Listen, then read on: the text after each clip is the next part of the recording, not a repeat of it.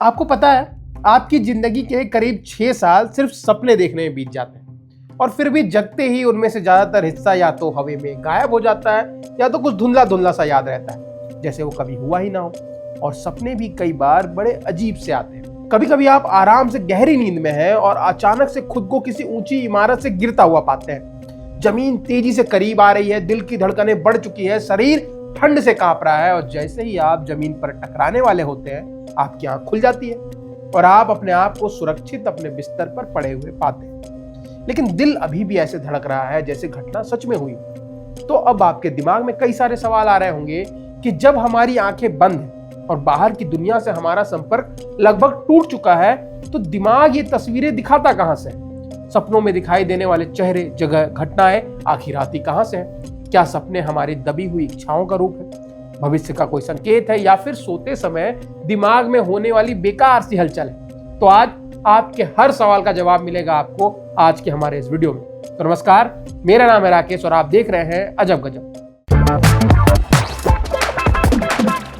सपनों को लेकर इंसान की जिज्ञासा कोई नई बात नहीं है। प्राचीन ग्रीस और रोम में तो सपनों को इतना गंभीरता से लिया जाता था कि करीब 400 से ज्यादा मंदिर एक खास तकनीक अपनाए हुए थे, जिसे आज ड्रीम थेरेपी कहते हैं। सम्मोहन जैसी विधियों से लोगों को सुलाया जाता था, उनके सपनों के आधार पर उनकी बीमारियों का इलाज किया जाता था। और फिर इसी दौर में एक दिलचस्प बहस भी शुरू हुई कि आखिर सपने देखने की काबिलियत किन किन जीवों में है।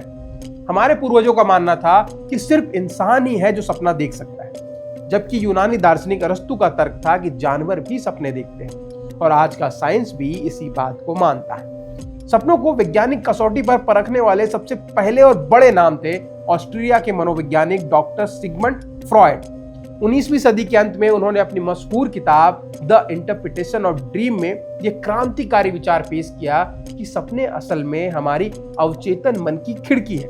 फ्रॉयड का मानना था कि दिन भर जगते हुए हम जिन इच्छाओं और भावनाओं को दबा देते हैं, वही रात में सपनों के रूप लेकर बाहर निकलती है। जिन्हें हम जगते समय स्वीकार नहीं कर पाते, वो रात में अलग अलग प्रतीकों के रूप में सामने आती है। यानी सपनों में दिखाई देने वाली कहानी असली नहीं है, पर उसके पीछे छिपी इच्छा असली हो सकती है। इसके बाद फ्रॉयड का सिद्धांत इतना प्रभावशाली हुआ कि दशकों तक लोगों ने सपनों में सांप, पानी, आग, गिरना, उड़ना जैसी चीजों के निश्चित अर्थ खोजने की कोशिश की। आपने भी कभी ना कभी गूगल सर्च तो किया ही होगा, लेकिन आधुनिक न्यूरोसाइंस फ्रॉयड की हर बात को स्वीकार नहीं करता है। वैज्ञानिक मानते हैं कि दबी हुई इच्छाएं कभी कभी सपनों में आ सकती हैं, लेकिन हर सपना किसी गुप्त इच्छा का कोड नहीं हो सकता।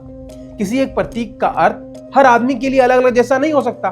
फ्रॉयड के बाद सपनों के विज्ञान में सबसे बड़ा मोड़ साल 1953 में आया, जब यूनिवर्सिटी ऑफ शिकागो के वैज्ञानिक यूजीन और उनके प्रोफेसर नाथानिएल क्लाइटमैन ने सोते हुए लोगों की बंद आंखों के पीछे होने वाली तेज गतिविधियों को रिकॉर्ड किया। उन्होंने पाया कि नींद के दौरान कुछ समय के लिए आंखें तेजी से इधर उधर घूमती है और इसी अवस्था में जगाए गए लोग अक्सर स्पष्ट रूप से अपने सपनों को बता पाते हैं। इसे रैपिड आई मूवमेंट यानी REM स्लीप नाम से जाना जाता है और यहीं से आधुनिक स्लीप साइंस की वास्तविक रूप में शुरुआत हुई। हम पूरी रात एक जैसी नींद में नहीं रहते। दिमाग बार बार नॉन REM और REM चरणों से गुजरता है।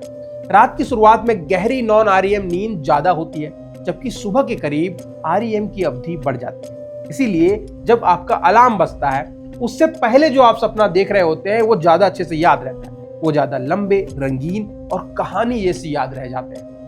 REM नींद का सबसे अजीब पहलू यह है कि इसमें दिमाग काफी हद तक सक्रिय रहता है। आंखें तेजी से हिलती है, लेकिन शरीर की बड़ी मांसपेशियां अस्थायी रूप से लगभग बंद कर दी जाती है। इसे मसल ऑटोनिया कहा जाता है। मानो दिमाग शरीर पर अस्थायी लॉक लगा देता है ताकि आप सपने में भागते हुए असल में बिस्तर से उठकर दौड़ने न लग जाए। आधुनिक शोध बताता है कि REM पैदा करने में ब्रेनस्टेम, हाइपोथैलेमस और अमिगडाला और इसके साथ साथ मस्तिष्क के अन्य हिस्से मिलकर काम करते हैं। लेकिन यहाँ एक बड़ी गलतफहमी दूर करना जरूरी है। सपने केवल REM नींद में ही नहीं आते हैं। वैज्ञानिकों ने नॉन REM नींद में जगाए गए लोगों से भी सपने और मानसिक अनुभव सुने हैं।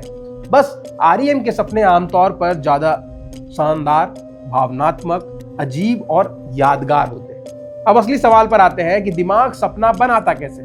अब इसको समझने के लिए मान लीजिए कि दिन में आपकी किसी दोस्त से बहस होगी।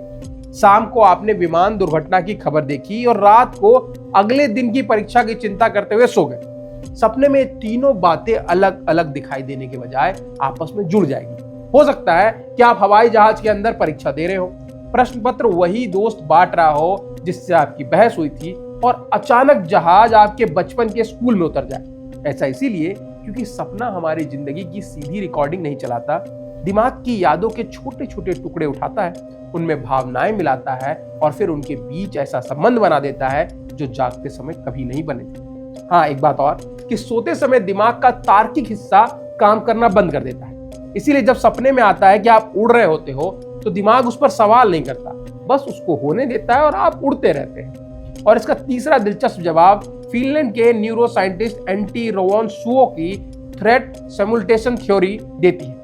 उनका विचार था कि सपने एक वर्चुअल ट्रेनिंग ग्राउंड की तरह काम करते हैं, जहां दिमाग संभावित खतरों का अभ्यास करवाता है। इसी वजह से पीछा किया जाना, गिरना, रास्ता भटकना, हमला, देर हो जाना और किसी जरूरी मौके पर असफल होना जैसे सपने आमतौर पर हमें दिखाई देते हैं। हमारे पूर्वजों के लिए ये शायद जंगली जानवर और दुश्मन रहा होगा, जबकि आज परीक्षा, नौकरी, पैसा, रिश्ते और सामाजिक शर्मिंदगी हमारे मानसिक खतरे में छाए रहते हैं। सपना असल में उस दिमाग की बनाई दुनिया है जो शरीर के सो जाने के बाद भी काम करना बंद नहीं करता है। वो दिन भर की बिखरी यादों को उठाता है, उन्हें पुराने डर, इच्छाओं के साथ मिलाता है, तर्क की रोशनी थोड़ी कम कर देता है और भावनाओं की आवाजें तेज कर देता है, और फिर हमारे सामने एक ऐसी फिल्म चलाता है जिसका लेखक भी वही है, पर्दा भी वही है, दर्शक भी वही है, यानी कि हमारा और आपका दिमाग। अब आपको ये वीडियो कैसा लगा है कमेंट सेक्शन में जरूर बताइए, और अगर ये पसंद आया है तो उसको लाइक करें और ऐसी ही वीडियोस के लिए सब्सक्राइब करें वज्रबट्टू दुनिया को।